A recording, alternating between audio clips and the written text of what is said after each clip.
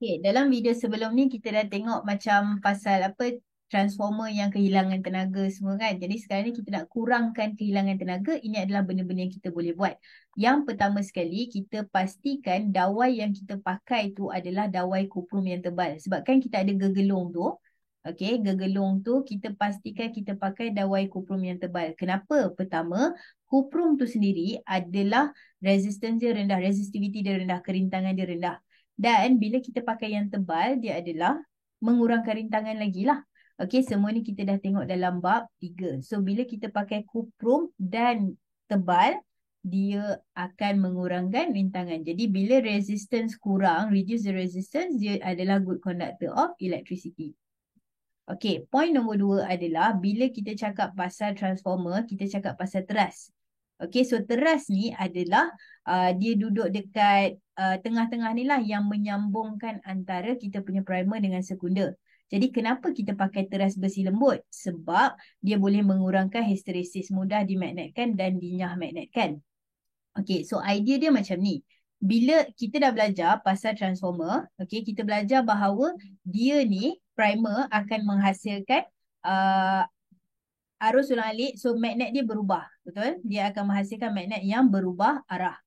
Okey, magnet yang berubah arah tu, bila dia berubah arah, maksudnya dia akan macam dia kena dimagnetkan dan dinyah magnetkan. Maksudnya dia jadi magnet, okey, maksudnya teras ni akan jadi magnet, dimagnetkan, tapi untuk dia ubah arah, dia akan dinyah magnetkan dulu baru dia jadi magnet balik.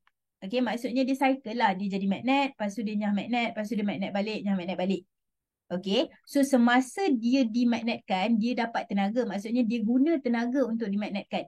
Semasa dia dimagnetkan, dia guna tenaga. Okey, so contoh katakanlah dia guna 10 joule. Ni contoh sahaja tau. Okey, ni contoh analogi sahaja. So katakanlah untuk jadi magnet, dia pakai 10 joule. Okey, bila dia dinyah magnet, dia kena ganti balik lah tenaga ni. Tapi sepatutnya bila dia pakai 10, dia akan ganti balik 10 lah kan. Tapi apa yang berlaku adalah tenaga tu hilang. Okey, tenaga tu hilang. Jadi daripada 10 joule, instead of dia pulangkan 10, dia pulangkan contoh 6 joule. Jadi 4 lagi tu, 4 joule tadi tu hilang sebagai haba. Okey, jadi bila kita pakai teras besi lembut, kita boleh kurangkan kesan ni sebab dia lebih mudah dimagnetkan dan dinyah magnetkan.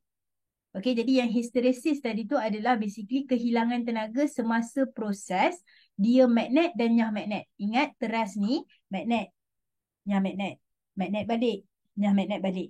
Okey, jadi sepanjang proses tu berlaku kehilangan tenaga dan itulah dia yang kita panggil histeresis. Okey, so kita nak kurangkan kesan tu, kita guna teras besi lembut sebab teras besi lembut mudah dimagnetkan dan dinyah magnetkan. Easily magnetized and demagnetized. Okey, poin ketiga adalah teras berlamina. Okey, sebenarnya teras tu dia ada 2 poin tau. Satu, bahan dia iaitu besi lembut. Yang kedua, struktur dia. Okey, so teras berlamina ni, lamina tu laminate lah. Laminate tu maksudnya dia sebenarnya instead of logam yang sedebuk tebal, dia buat nipis tapi dia lekat dengan gam penebat. Maksudnya kalau korang tengok dekat sini, rupa dia macam ni. Nampak tak? Okay, so dia bukan sedebuk tebal macam ni. Dia buat nipis-nipis dan setiap lapisan tu dia lekatkan dengan gam penebat. Maksudnya, okay, contohlah dekat sini ada arus pusar.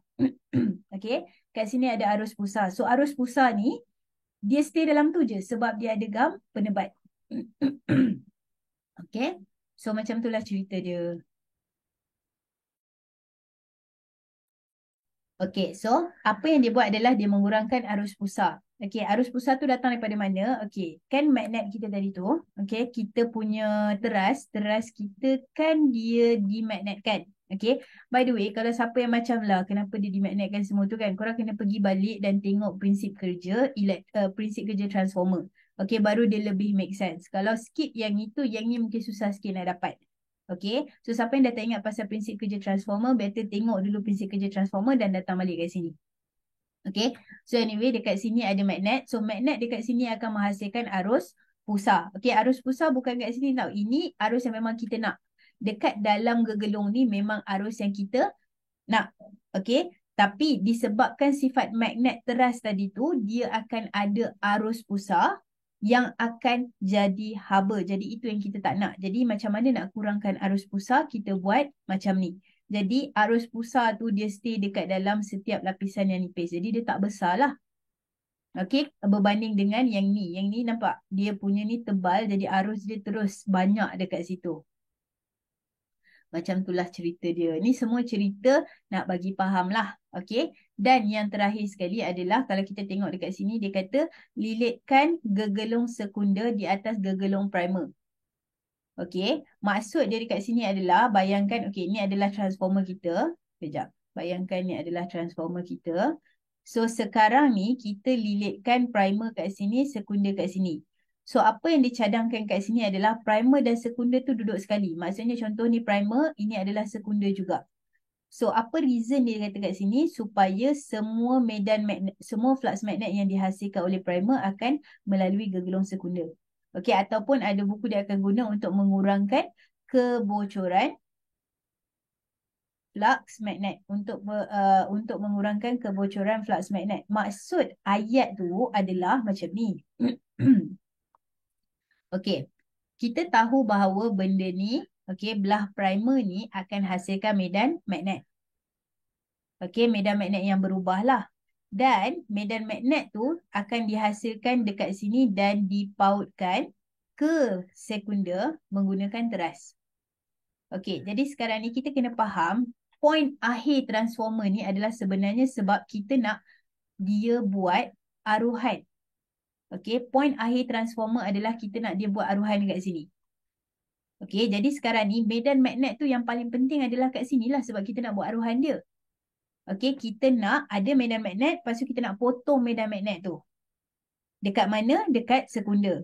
Jadi, masalahnya sekarang ni adalah bila dia buat macam ni, kita boleh nampak bahawa okey, kat sini pun ada medan magnet, sini pun medan magnet, sini pun medan magnet, tapi tidak ada pemotongan berlaku.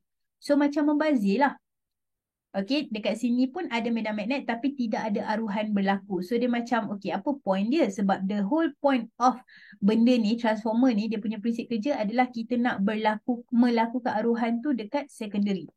Okey, jadi dekat dalam ni, bila dia lilitkan dekat dalam ni, dekat tempat yang sama, so apa sahaja medan magnet yang primary ni buat, itulah juga medan magnet yang akan dipotong ataupun medan magnet tu jugalah yang akan melalui secondary. Dia tak payah nak lalu tempat jauh-jauh yang tak ada orang potong ni.